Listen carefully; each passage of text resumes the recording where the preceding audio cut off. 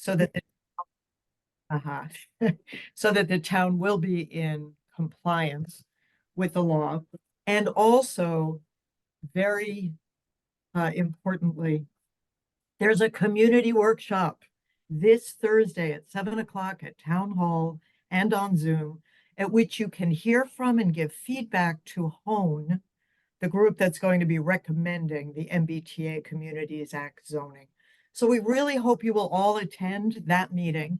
And our hope is that this meeting will help you to prepare and to give informed feedback at the HONE meeting.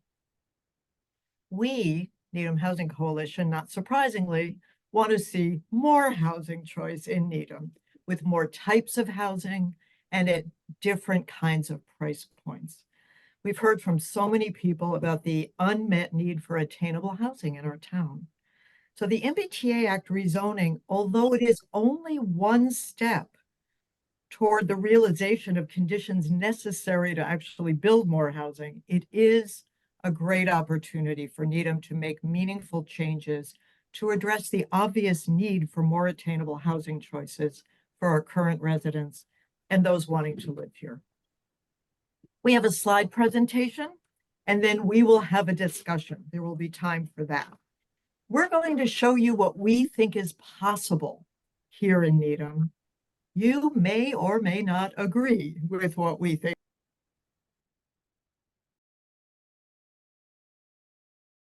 Just muted yourself.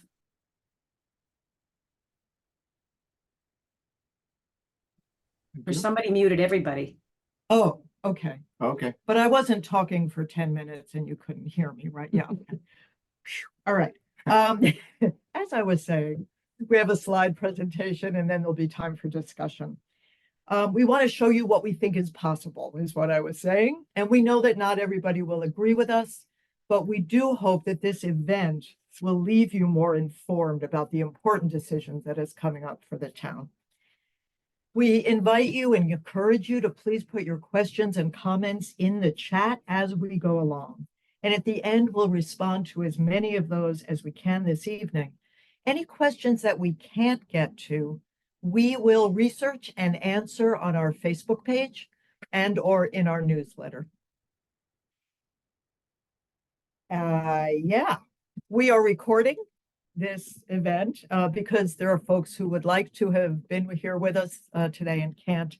And also we do plan to leave to finish around 8:30. So let's get started. So how do we do this? Hello? And okay, there we are. Everybody, MBTA. everybody seeing that? Yeah, you're all seeing that? Okay. We want to start with just level setting. What is the MBTA Communities Act and why was it enacted? Why is it not moving?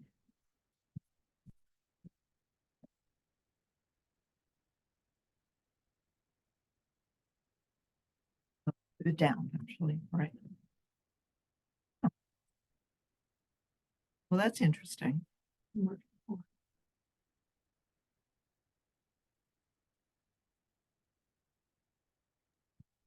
gonna try to do your screen share over again.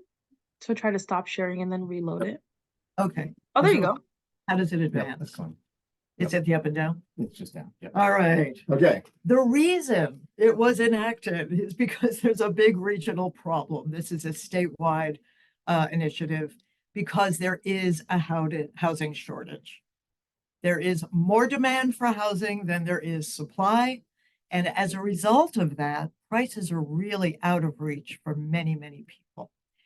I want to point out to you that the Massachusetts Area Planning, the Metropolitan Area Planning Council did a study and they conclude that we need 400,000 new housing units by 2040. 2040 is not that far away, about 16 years from now. So that is the problem. This slide really hits it home, which is that since 1980, while housing costs in Massachusetts have increased 11 times, wages have only increased 4 times, making it, again, very difficult for people to afford the housing that is available. We wanted to point out that in Needham, about 85% of all of the homes that we have in Needham, it's about 12,000 residential units, both owned and rented, that 85% of them are owner occupied, and the great majority of those are single family homes, which leaves only about 15% of rental units, period, for people who can't afford to buy homes in Needham. So we have an opportunity to build more rental units to make those available in our town. You might wonder, what does 15% rental units mean for a town? How does that compare with other municipalities? Well, we found that that percentage is actually lower than Wellesley, Lexington, Milton, Hingham, Winchester, towns that we think of as comparable to ours. We'd also like to point out that Newton and Brookline, not surprisingly, have at least 2 times the percentage of rental units. And even with that, their single family housing prices are higher than here in Needham in general. So having more rental units in a town does not adversely affect single family homes, especially now when supply is so limited. So we need renters. Who are renters? Well, they're probably you. They are certainly me. Many of us, if not all of us, have been renters at some point in our lives. Renters are good neighbors. And we know that renters are looking for housing in Needham and are unable to find it. They want to be a part of the Needham community. And often, renters become future owners in the town that they're renting in. Who will benefit from this law? New neighbors.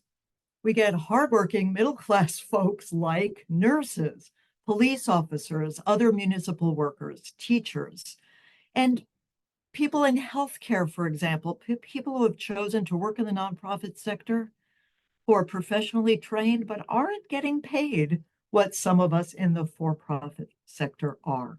Young families will benefit, our adult children who want to come back and live here, and seniors who want to remain in Needham.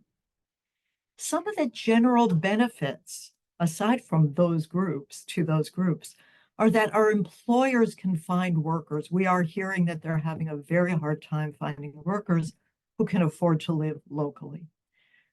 We will get more vibrant business sector and improved tax base if we have, for example, residential housing over our retail stores.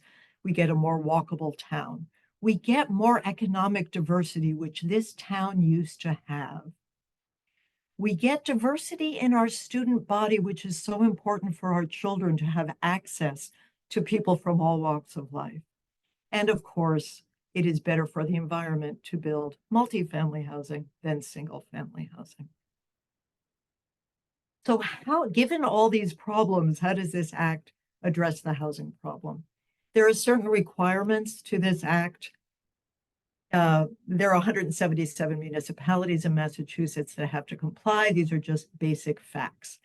We have to put together at least one zoning district that allows multifamily housing by right. And we need to zone for a minimum of 50 acres. We are required to allow for an average gross density of at least 15 units per acre. Oscar is going to show you later what that might look like. It must be suitable for families with children. That doesn't mean it has to be for families with children. It means that you cannot restrict the housing to, for example, seniors or in any other way. It cannot be restricted.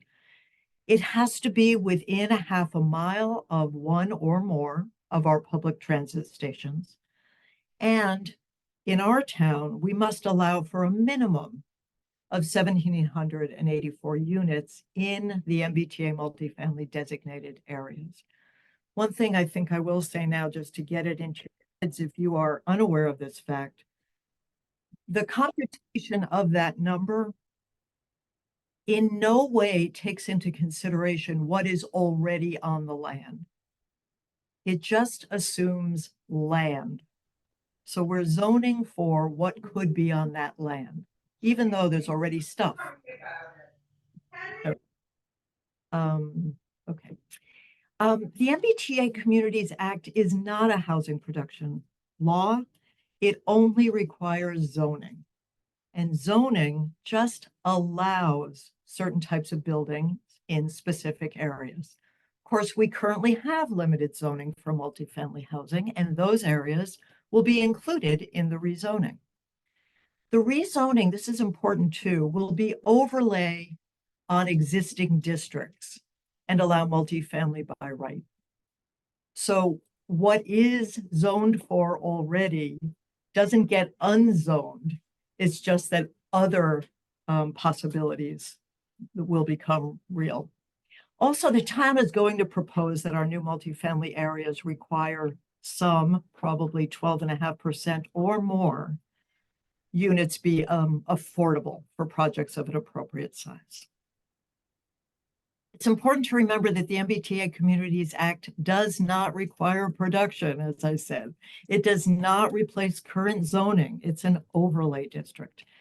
It does not apply to any land outside of that half-mile radius around the transit station. And it doesn't apply to all of the land inside the half-mile radius, only that which will be rezoned. And it also doesn't allow municipalities to get out of this. There's no waiver, there's no exemption. We will comply.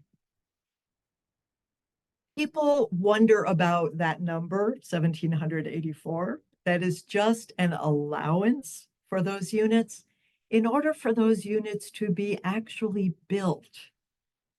We need a landowner willing to redevelop their land as housing, or a landowner willing to sell their land to a developer who wants to build multifamily housing. And we need a sufficiently large parcel of land or combined parcels. We need available financing, and we need favorable market conditions. Neither of those things are very real right now. That is to say, as you all know, interest rates are pretty high. People are having trouble getting financing. And the market conditions with building costs, and construction costs and financing costs are really making it hard for people to go forth with their projects. What's very important is that any of these projects need to be profitable for a developer. We want our developers to be profitable. There's a timeline in Needham for how this is all going to play out, and here's a simplification of it. HONE, the Housing Needham Advisory Group, had, as you know, I hope you were there, a community meeting, community workshop.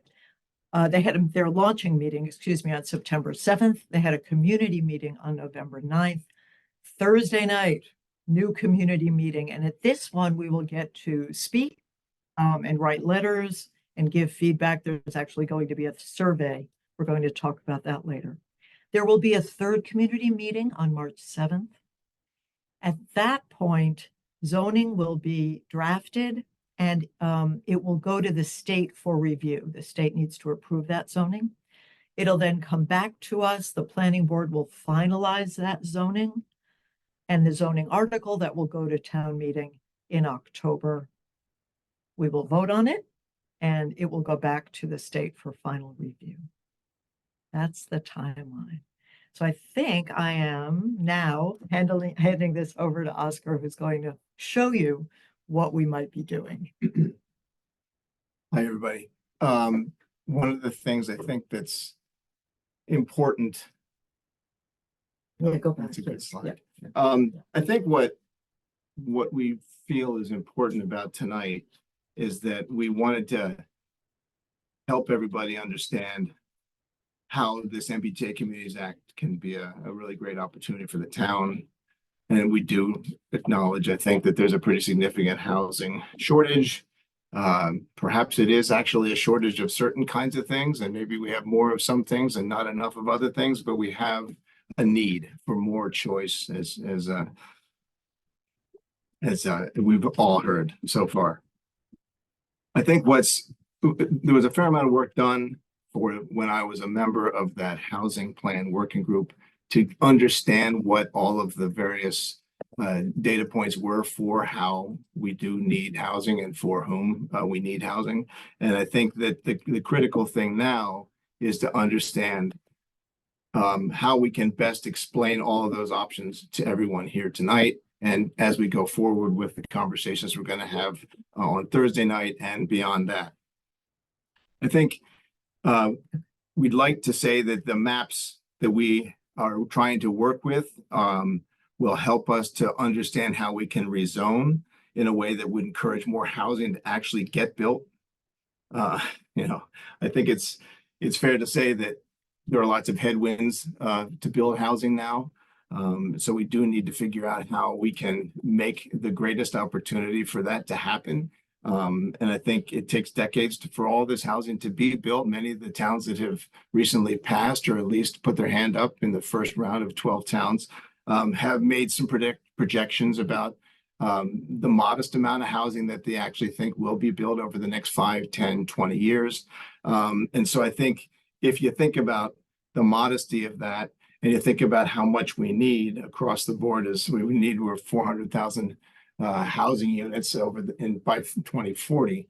That means the towns are all contributing, you know, pretty significant amount of housing. So that's the tipping point here. What does Needham feel they want to do to contribute to not just our needs, but to the needs of the region? So this slide, I think, makes everybody go, oh, I get it. This is about what people call the missing middle.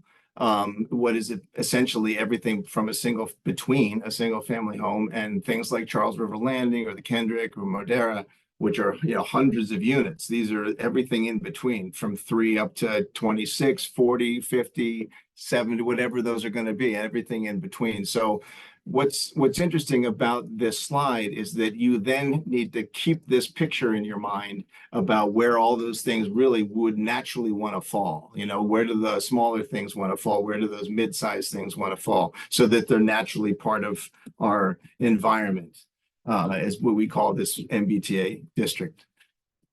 And so the thing that also might help is to look at some samples that we have here. We've plucked these from things we know. We've done a little of the data crunching to help people kind of look at a building, but also now think about what that building means from the point of view of density.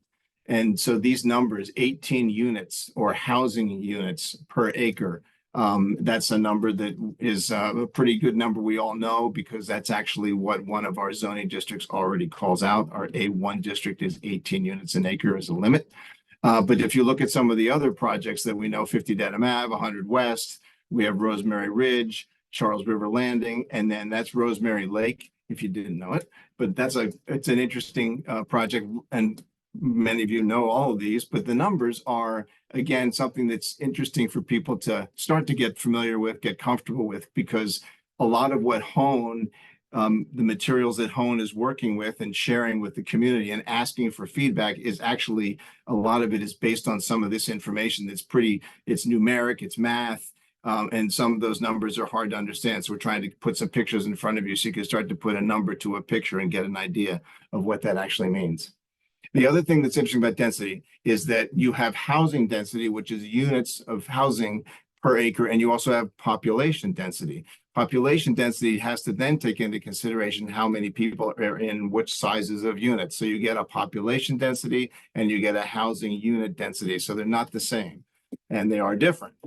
So we are strictly in the housing unit density for these calculations. And then these are a slightly smaller batch, and you can know all of these as well. If you don't know Denmark Lane, you got to check it out. If you don't know 25 High Street, you've probably been by it. And the Honeywell project is a wonderful thing. I never even knew the 9098 Dedham Ave existed. You just can drive right by it.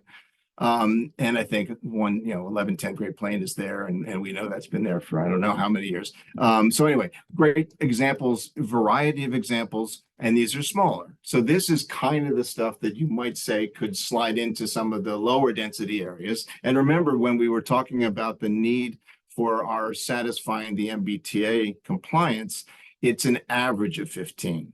So when we look at the first page, and those are in the 20s and the 30s, and then you look at this page, which is 8, 10, 12, 17, when you average all that stuff out, that's when we get the math that comes in at 15. So we're looking to do a combination of densities in different parts of town, which is actually what the market wants anyway. No market wants a monolithic supply of housing. So we need everything from 3 on a lot to a bigger multifamily project. So anyway, just to put visuals in front of you and get familiar with numbers and densities. These are a sampling of multifamily housing that are basically mid-Atlantic, New England towns of similar size to Needham. And so you see here a variety. These are, again, are different sizes from 2.5, 3, 4 stories, and you have townhouses, you have multifamily. So everything in between. There's a real range here, so everybody can understand that not just one size fits all, and not just one thing would go, all across the entire area. And these are pretty interesting small scale things that could fit right into what we already have. And I think that's the point, that we want to figure out how all of this fits in to what we already have.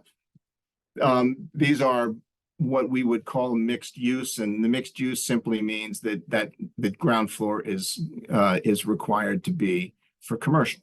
So you have our downtown for the Heights, you got our downtown in the center. And so there are other areas, even parts of Chestnut Street, where you really do not want to mess with this, because this is the lifeblood of our town. We want to have commercial areas that are vibrant, that are thriving, that are continuous, and with all the housing above all that retail, it's a call it a win-win, but it's really what adds vitality, much needed vitality to our downtowns, which would be great. So again, an example of other things that are in the greater New England area.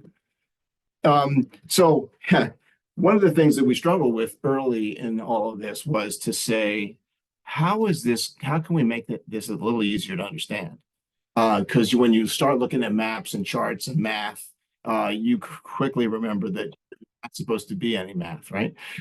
So bottom line, we were looking to find a way to help people understand what the experience really is of where we would be changing or adding this zoning for multifamily. So it is, I think, what all of us viscerally need to be able to grasp onto, and then be able to explain that and respond to what you're seeing when we're talking about the home and going through this process of rezoning. I think we all need to feel basically how big should things be and where should they be? And that's the most important thing that I think that we can contribute as people to this process.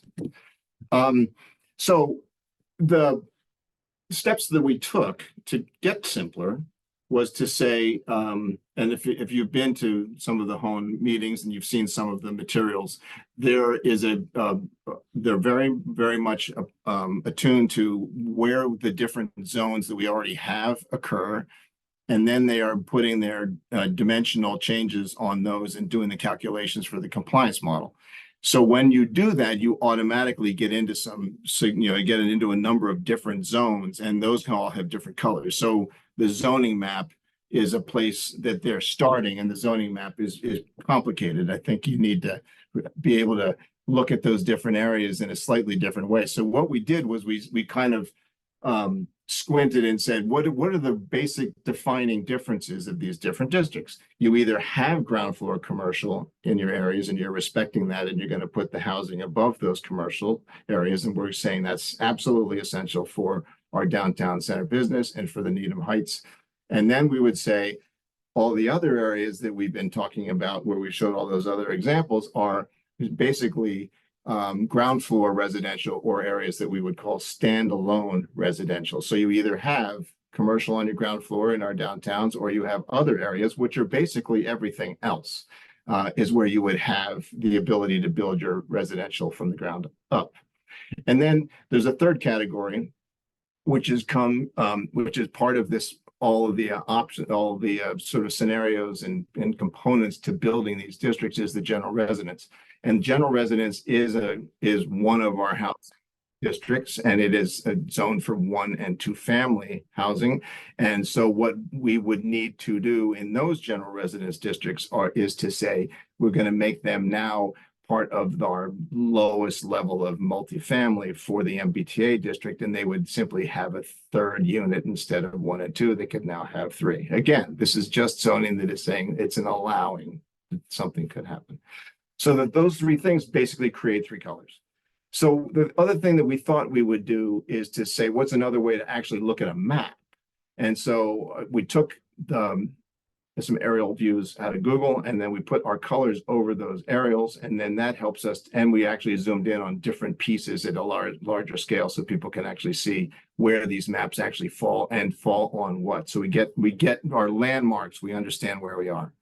And then the final thing we've done is to take a look at a couple of sketches and give people a hypothetical view of what a scale of a building would look like in a certain part of town if this zoning were to happen. So let's get to the roll videotape. So here's the map, and this is simpler, but this is basically this matches side by side, which you'll see later with the home map for their option C. And this takes into consideration the blue zones, which is our combined, those are our downtowns. So we have downtown center, which is that weird looking center thing that's, I don't know, maybe the state of Texas. And then you have this thing up north, which is the Heights. And then those are 2 things, and we're going to say that's ground floor retail, and we're good. We're going to let them have the residential be above it. We're going to respect our ground floor retail. In the purple zones, or pink, whatever you want to call that, those areas are all of the larger multifamily, different size parcels, but that's multifamily that can be built from the ground up. And then the orange is the general residence areas, which kind of knit into all of that. So you've got this little patchwork of stuff, and it's basically those 3 transit stations. And you also notice that over in Hersey, which is off to the side, you can see the big word golf. So what we've done there is actually taken the idea of the general residence and said, I think what would be interesting is to look at a way that we could make Hersey also be playing the game here, and they're going to be contributing to the MBTA districts. So the pink is the parking lots, the blue is Dunkin' Donuts and the Gulf Station and Birdsville Pharmacy, and then the yellow is actually taking what is a single residence area from Hazel's, and you're going in 3 houses and then coming back over to that little commercial area, and that is now a 5-acre parcel, which basically means that if this were to be a way that people would support, this would be a 5 acres is the minimum size that you would need to have for an MBTA zone. So now I'm going to go through these pretty quickly because I think this is you're going to get it after this first slide. You get it. Bottom line is this is downtown. The blue is our commercial downtown, and the pink is all the multifamily we built around it. And you can start to see a little bit of the orange, which is the multifamily, and you see a little Pickering orange there, which is right across from Greens Field. There's a little Pickering Place, which is a cool little weird little tucked away thing. It's got 6 houses on it, and we're thinking it's such a gem. We're gonna let's do that. We're gonna keep an eye on that. Now we're gonna go south. And so this is the hospital down in the foreground, Chestnut Street, and you see basically the town, and we're starting to have come down Chestnut Street with our multifamily housing, and then you have areas outside of the multifamily housing where you have a little bit lower density with the general residence. These are all existing general residence areas that would then just simply have an overlay that allows 3 instead of 2. So that's an option. And then we're going further south down to Roach Brothers. And again, you see the general residence on the left side, and that comes down and it kind of wraps around and intersects with the Needham Housing Authority property. And then this is a little bit further south. You see all of the Needham Housing Authority land on the left side, and then Hardy Graymont. Then we're going to jump north, and now we're at May, and we're going north. So you see Bertucci's, St. Joe's. There's that little Highland area, which is charming, the little multifamily. And then going north, we have the library going above Rosemary Lake, Rosemary Ridge, Rosemary Lake Apartments, and moving north up to 100 West. And then we have our downtown Heights, which has a chunk of general residence on the left side. And then you have a bunch of multifamily that are wrapping around that downtown. And then Hersey. So this is an idea that could be for Hersey to be considered. But that does say that Hersey now is potentially large enough to be able to measure and be a contributing MBTA district. So I'm just going to go quickly through, as I described, we have some sketches of what the scale could be in some of these areas. But again, just to remind everyone, these are absolutely not for a particular project of any, it does not exist. These are simply an idea, a hypothetical, just to show people that an approximate scale and also some level of detail of the buildings, which is actually really important for people to understand that how scale is read. If this was a blank box, you would never to reference.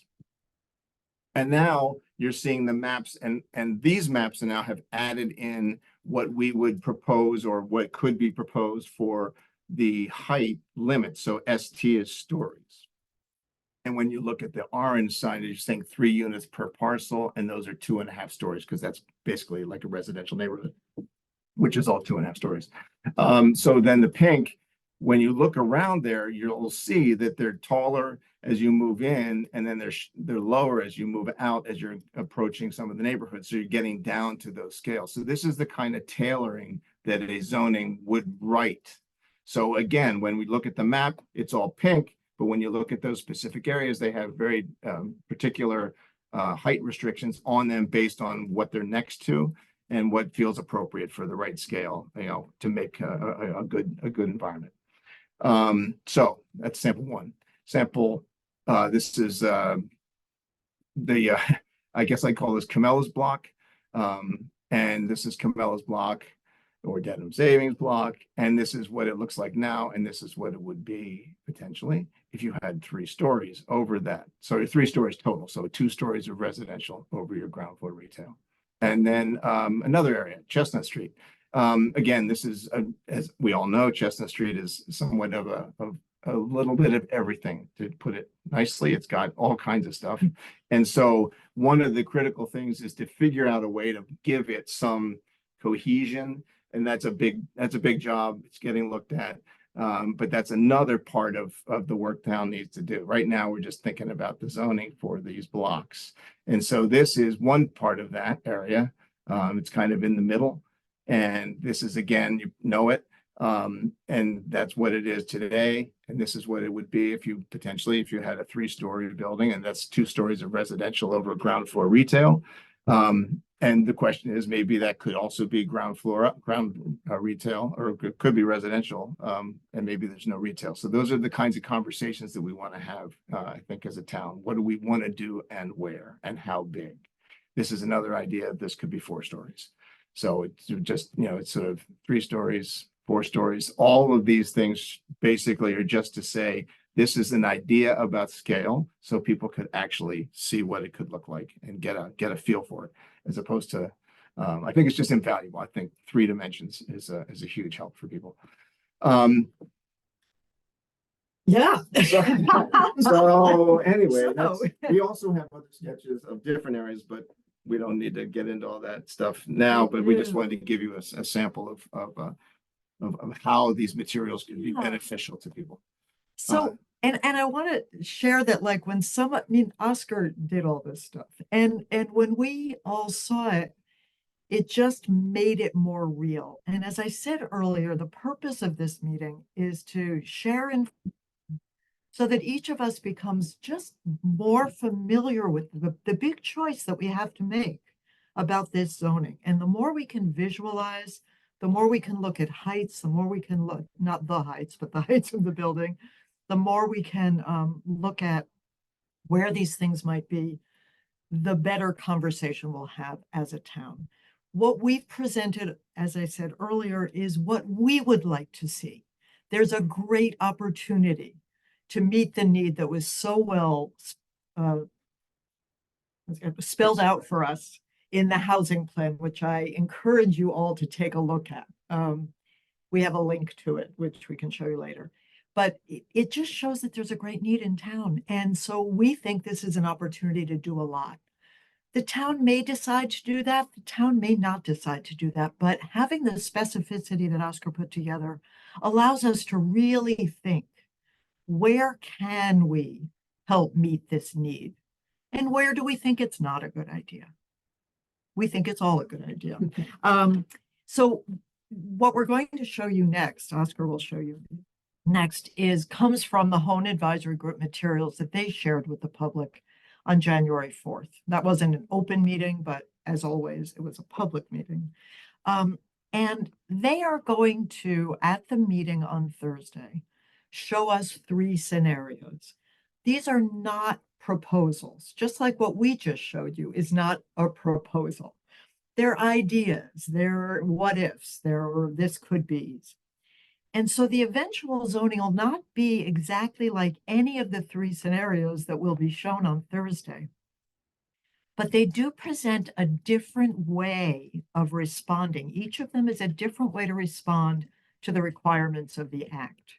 So Hone really wants us to think about these scenarios in general and is asking us, which do we like? Do you like A or B or C? And then they want to know, for the one that you choose, why'd you like it? What did you like about it? And what might you change about it?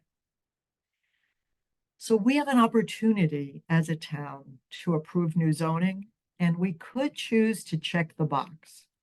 We could choose to do the absolute bare minimum that keeps us compliant. Or we can think deeply about how we can use this opportunity to begin to address the housing needs that we keep hearing about and which were laid out for us so well in the plan in 2022. So Oscar will show you those scenarios. So this is just to give everybody a side by side. And so you know that the 3 color map on the right is basically the same with very minor adjustments, tweaks here and there, which we don't need to get into now, but it's essentially saying that maybe it's a little more helpful for people to see things or think about things and not get caught up in all of this. But we did want to show people that in fact what Hone has and what this simpler 3 color map has is essentially the same footprint. And so what you see on the left is all of the different zoning districts. And so that's why there's been such detail paid and attention paid by Hone, because they're checking the math. And so that's really critical. Our version of this has all the same math, or we actually have ideas and maybe there's some adjustments. And as Paula said, what these scenarios are a work in progress. Mm-hmm. So ABC, what's coming out Thursday is all ideas about different ways you put this areas together, different sizes of areas put together, but it's also critical that everybody is going to help weigh in on which of those is a good direction and then how you might want to change it. So again, this is the scenario C, which is the larger version of the scheme. And we have our map on the side, and then we're going to kind of go backwards. So we're going to see now that you're pulling some stuff away. So you actually can see what was added here is a lot of apartment, and that's all that orange, all the orange stuff. And then there's one area of hillside, which is the dark blue up at the top. And then you get to this scheme, which is basically a very minimum scheme, which is using a lot of the zoning areas that we have, just applying a standalone residential metric on those areas. But it's basically the area that's very much tailored to the spine of Hillside and Highland and Chestnut.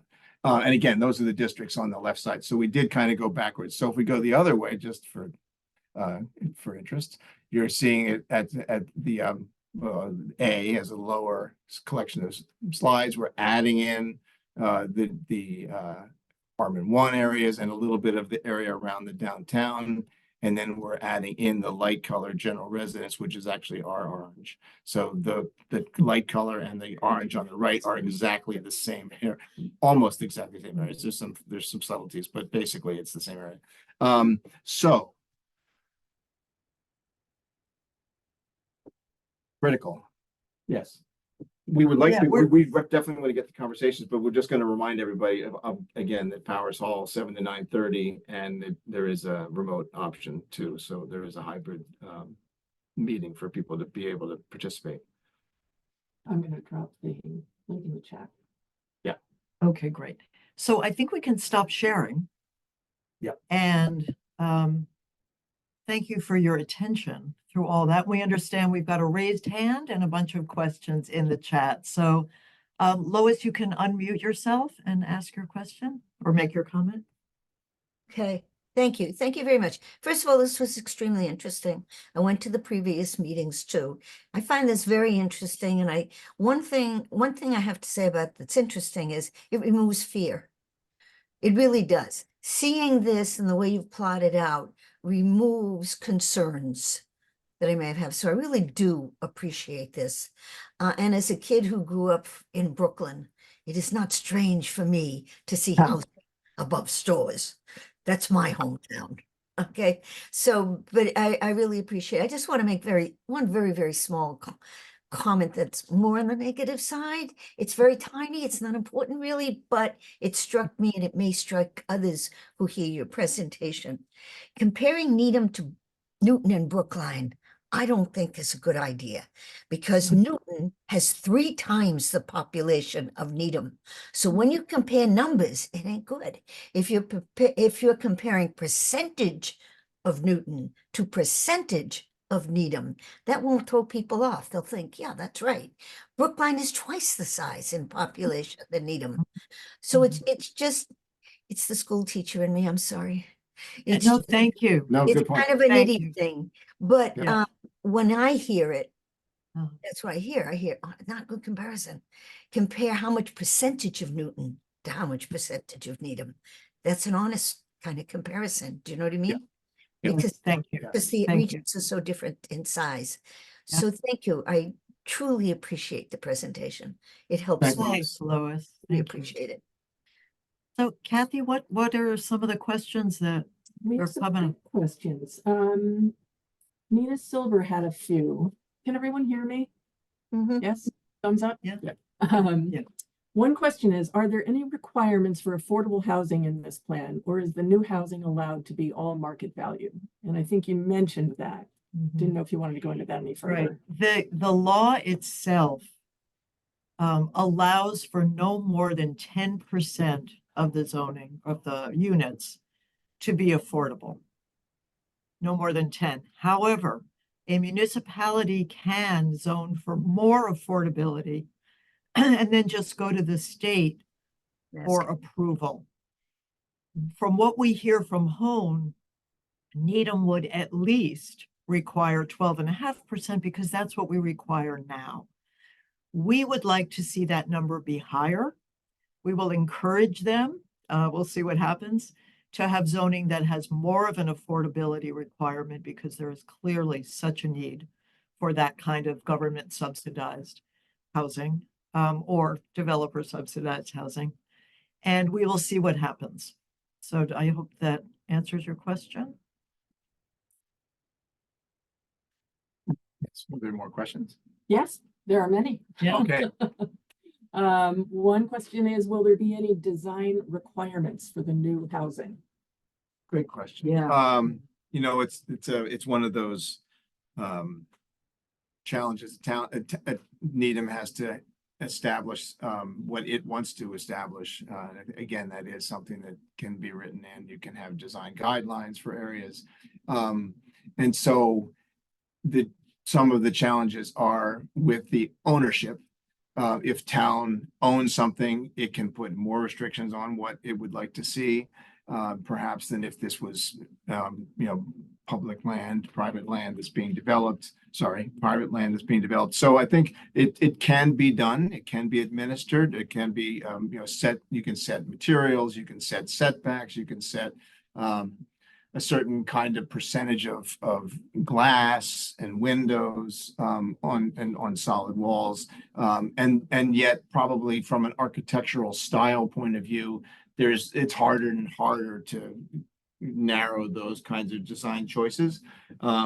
So I think that is something. It's a good question. I think it's by no means one answer, and I think that's something that can be and should be thought about.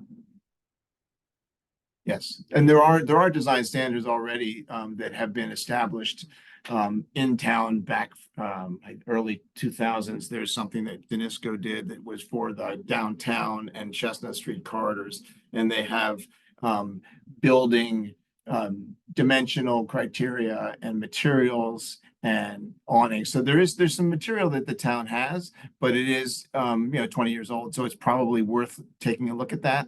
And then bringing that up to today's thoughts. So yes, there's standards in town, and then it's a good question.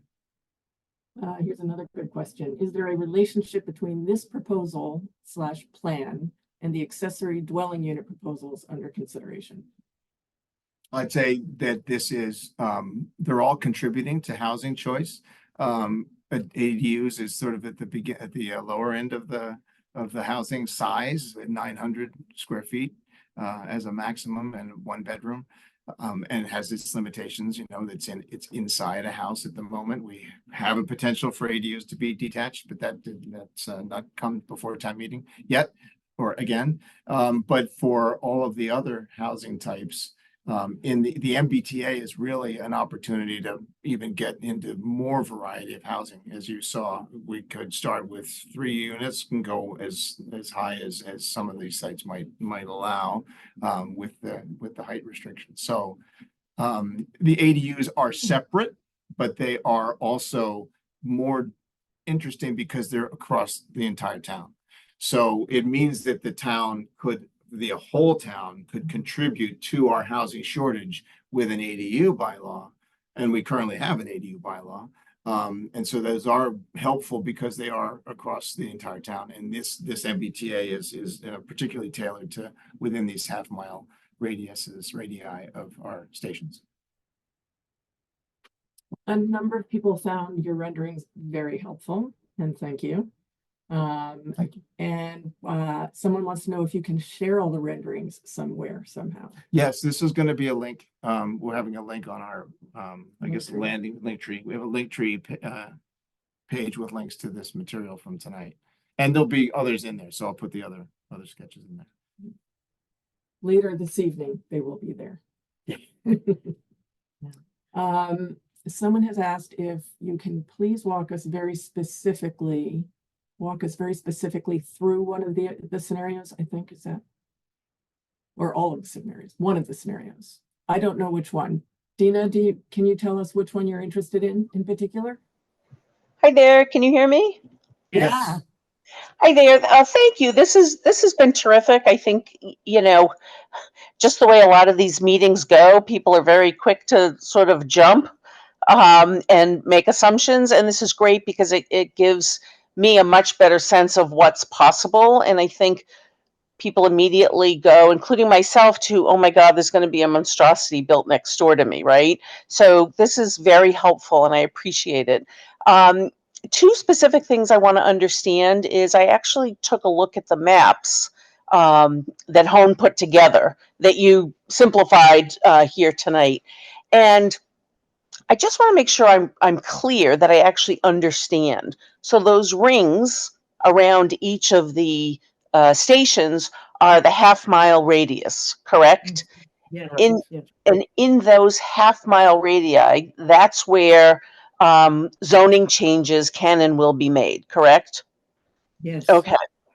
And in terms of some of the proposed changes where some of the general residential would become A1, I think I saw, which would then allow no. It's upticking to a general residence with 3 units instead of 2 units. Okay. Oh, so that means A2, you mean, instead of A1. So I just misunderstood the No, terminology. it's not. It's just general residence. It's probably going to have to get a new designation. But if you look at all of the general residents around the town, all of the general residents around the town allows 1 or 2 family. And so the designated general residence that is in these maps The is yellow sections. Yeah, right. Yep. That's just saying in those particular general residences, it's going to go from 2 allowed to 3 allowed.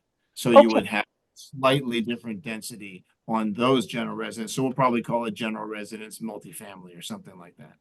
Okay, so So just as an example, like those were great, what you did over the retail in downtown in the Heights, those are great. And hopefully we get those. I think it's great for the community. Just as an example, in a general residential area, where we currently are, there's all single families. So currently, if our area, if our street, for example, gets included in the zoning changes, does that mean, for example, if the guy next door sells his single family house, a developer can come in and put a 3-unit property? I just want to really specifically make sure I understand.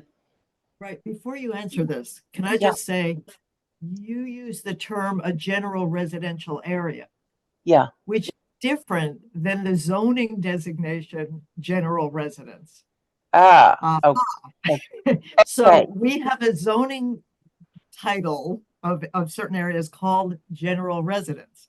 And those areas are zoned so that one can build a 1 or a 2-family house on it. Those of us in single family zoned areas, Okay.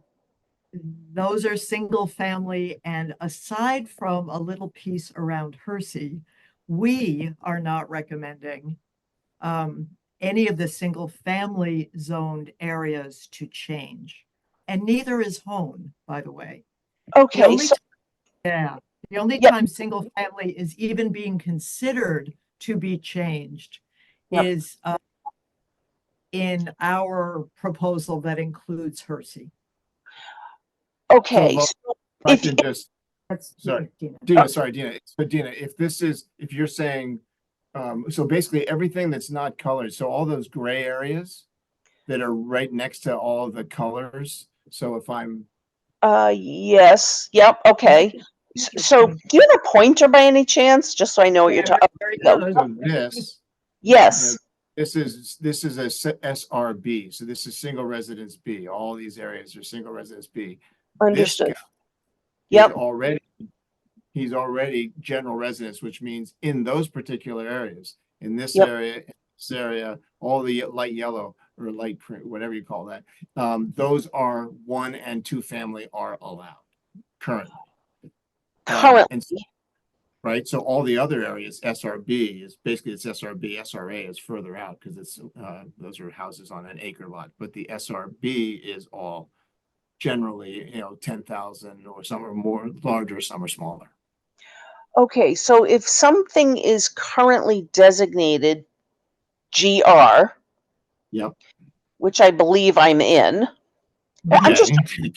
so I think, but I'm not even sure, but if, so it's, those are potentially allowed to have zoning changes, but they may or may not have zoning changes. Is that correct? Yes, that's correct. That's what's being discussed. That is part of what is one of the parts of these scenarios, is that do you want to touch, and it doesn't necessarily mean all the general residence areas, even shown on this map. There might be portions of those, or might be smaller portions of those. But the point is, with the general residence in these particular areas, it's possible that, and again, it's what is the chance of that happening? Anybody's guess as to whether Yeah. somebody would make 3 or another 1 or a 2. Yep. So yeah, and again, these are changes that would be by right. So, Okay, right. And sorry, not to hog it, one last No. clarification, if you don't mind. I was looking at a particular map, and this is where this question comes in, where there was something that showed a sort of an empty space and then a sort of an icon that meant apartments. So that I was trying to understand, that was the particular map that I was trying to understand, where it was showing what it currently is and what it could potentially be. So some apartments could go there, and it was along Highland Avenue, across from, actually sort of next door to the temple and across from the new salad joint. And that's what I was just trying to understand, if I was interpreting it correctly. that's up here. Yes, So but that's TBS is right here, right? yes, but then in one of these scenarios from the Hone, one of these maps from Hone showed what it currently is and what it could look like. And I was just trying to clarify if I was understanding what I was looking at. That was all. Yeah. I'm not sure. I don't know if I know. This is the home map on the left. Okay, And is there a difference? I think there were two other scenarios. I think it said Yes. C dash something, Well, this not is, as in scenario C, but it said, it's okay. I don't want to monopolize the time. I can offline reach out or something. yeah, Just, definitely. Please Yeah, do, please do. yeah, please Yep. do. Yep, that's fine. This is great. I appreciate it. Thank you. There's a related question. From what I recall from the home meeting, GR needed to move to 4 units per parcel, not 3. I think it's It all, can. so this is where If the they math, decide to. this is why they will, and one of the challenges with the process is that they're going through very complicated compliance models on 3 schemes. So there's a lot of detail in 3 schemes. And so when they get to as this becomes more and more likely of a particular direction that people see the MBTA district going, then they will be able to dial in with some of their modeling and get to areas of these different districts with different levels of building heights and so on. So one of the challenges is in the modeling and in the establishing of the controls of the dimensions.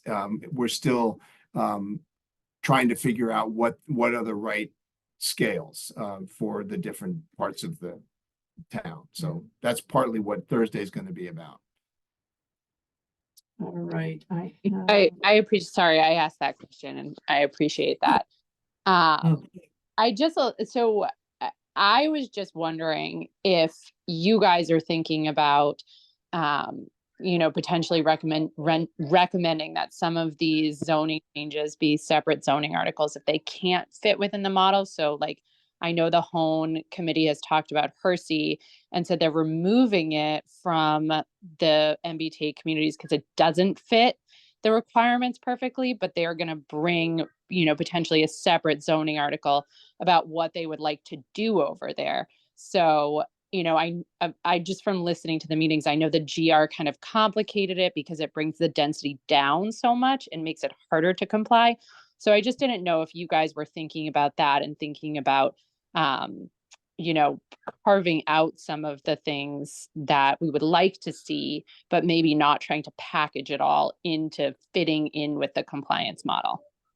So good question. And again, there's so many, as they call them, levers. There's so many adjustments to each of these areas. So the problem will be when they are doing the math to see where they are relative to 1784, they are going to be able to adjust some things up and down. I think whether Hersey's in or out is probably not about the numbers.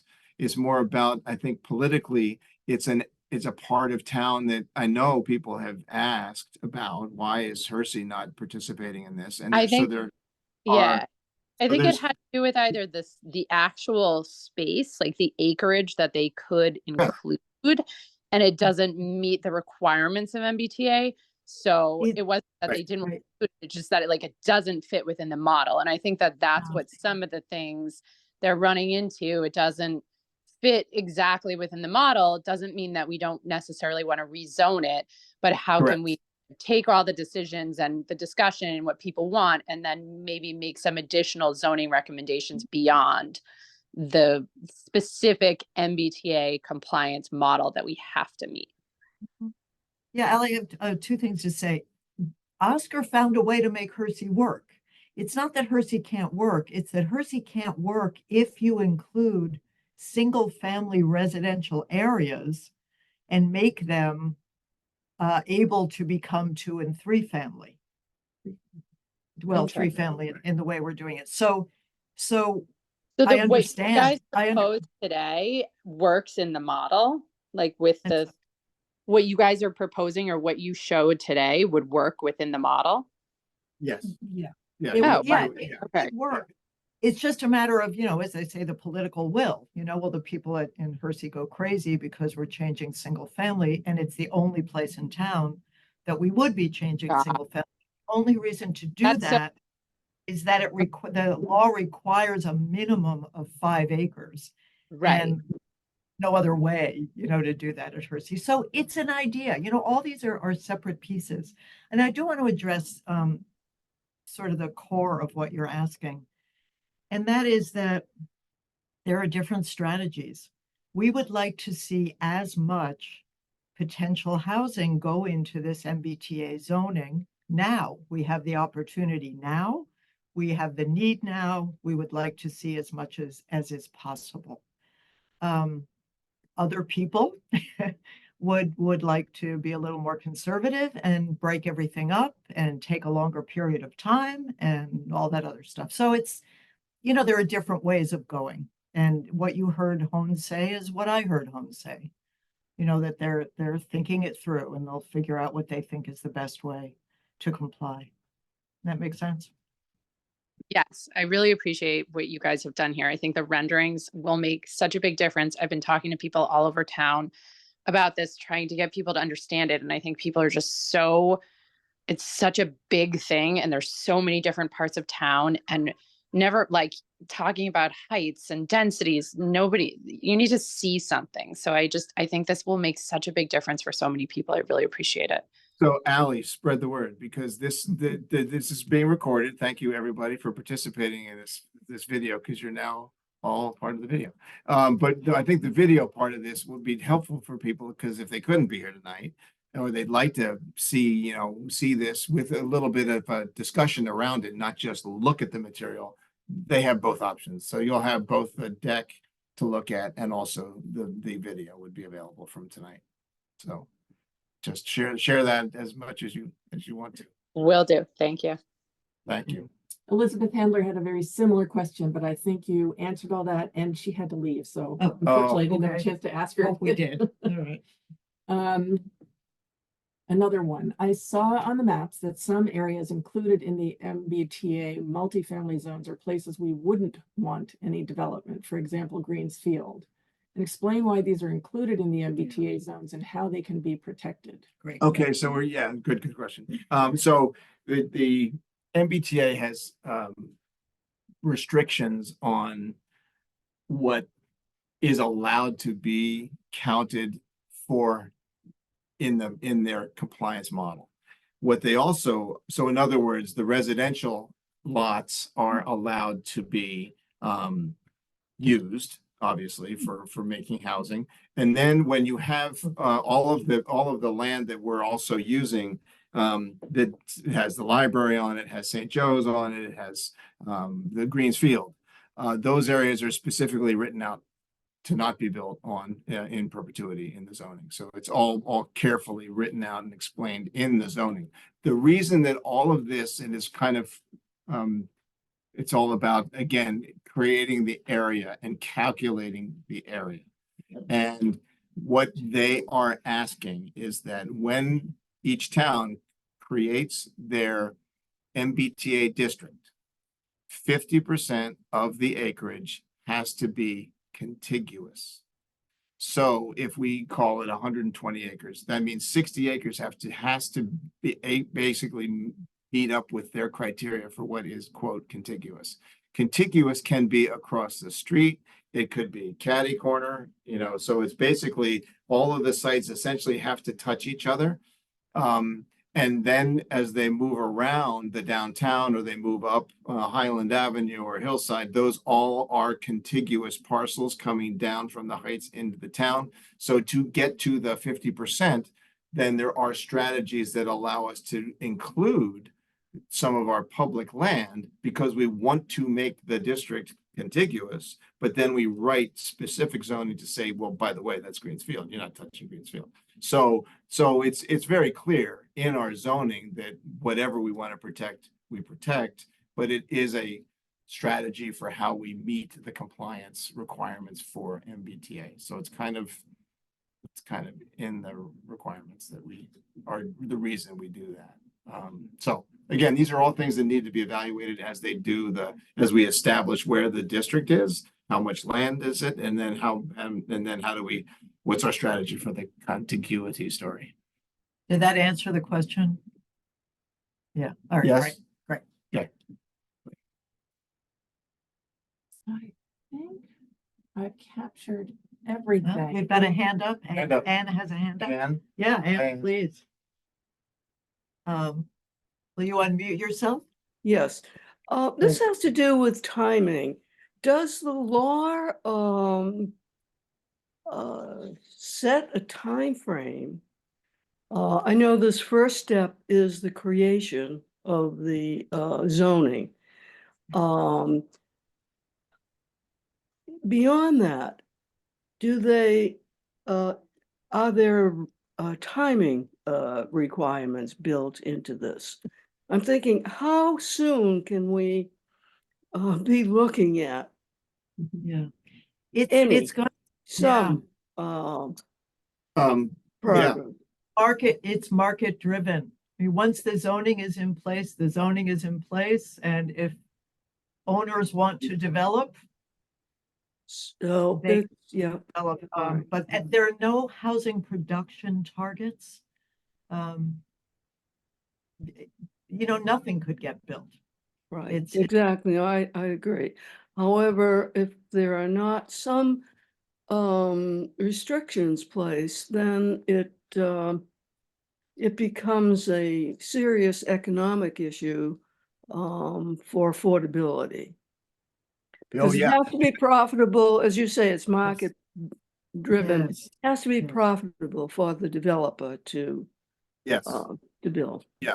And I think, well, it gets to, I mean, it's a good question. And I think partly and so here's what might not be clear in that very simple map or the timeline was that in order for Needham to be able to have our zoning go in front of town meeting for a vote, the state will look at that. They have a 60 to 90-day period to look at it and say, yes, you guys are okay to send that to town meeting and go vote for it because it will be in compliance. If you pass that zoning, it will be in compliance. So what that really means is we have to basically meet some deadlines to draft this. And so every town is going through this. But that's pretty much where it ends. It's like every town is going to either meet this current past year, the December 31st of 23 was for 12 towns. And then there are a lot of towns that are going to be up against it at 24. And then I think there are a handful that are next to MBTA towns, and those are the next year. So it would be nice to have targets like that. I mean, we know that there's a big target out there for 400,000 housing units by 2040. So everybody should be rowing in the same direction. I think it is going to be market forces, but there are big drags on that right now. We know because borrowing is costly and materials are costly. And so the by right process of allowing this to go through as by right development is a big deal, because I think that means that development doesn't go through a lot of gauntlets, spend a lot of time and money. They can come in and do something. So that's important, I think, for every town that's a reality. It's not something that Needham or a lot of towns are comfortable with, to give up control. So that's kind of part of this whole discussion for the next couple of months is, so how much area do we want to have that's available for our community to have opportunity for housing? Thank you, and thank you for all the efforts and the work you're putting into this. Is appreciated. Thank you. Yeah. Thanks. And I appreciate your question too. And I want to say two things.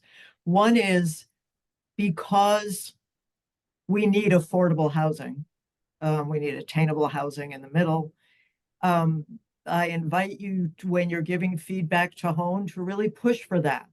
Can we require 15%? Can we require 20%? I mean, they will do an economic feasibility study, because once you require a certain percent of affordability, it becomes unprofitable for a developer. It can.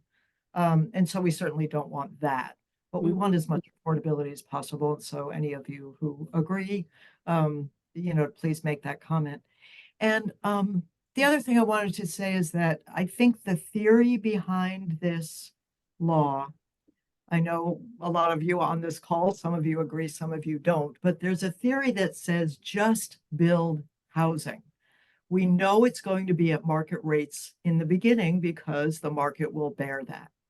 But eventually, with more supply, housing prices should at least not go up and hopefully start to come down for people who really need something more attainable. Thank you. Again, it's more about having more choice. Yeah.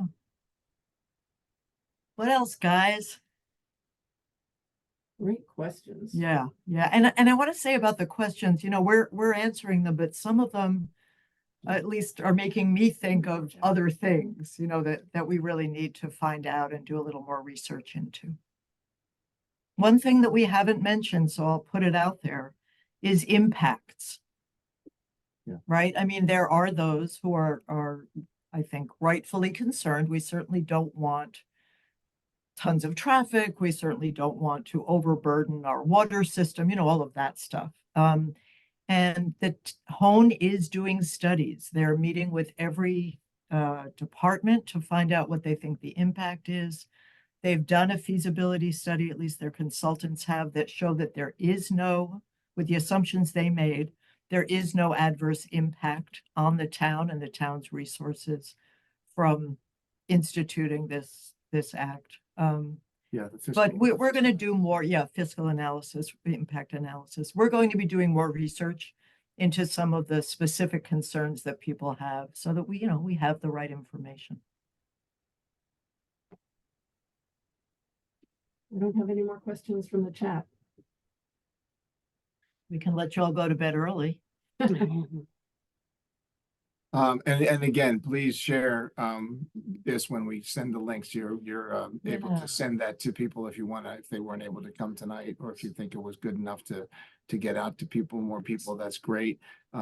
We do think it's the more we can help the Hone process with more opportunities to have these kinds of conversations, small groups, medium-sized groups, other groups that you may want to connect us to, please do let us know if you have. I know we went to talk to Reverend Katie and talk to her interfaith clergy group to be able to talk to some of their groups in town. So we do want to be able to. What do you want to do? I want to get to not that slide. Keep going.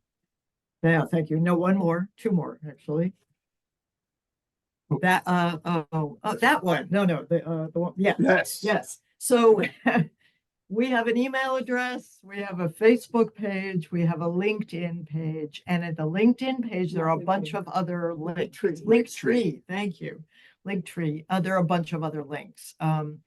And if you aren't on our mailing list, please email us and let us know, or from Linktree and all of that. I just wanted to let you know how you can find us. And we'd love to have your help at best, but at least to have you in touch with us so that we can continue to send out our information and have you see what we're up to. And we have working groups too. So we absolutely would welcome anyone and everyone who would like to join us and help pitch in where you feel you'd like to. That would be great too. So thank you all so much for your you very attention and much. your questions and feedback. Have a lovely evening.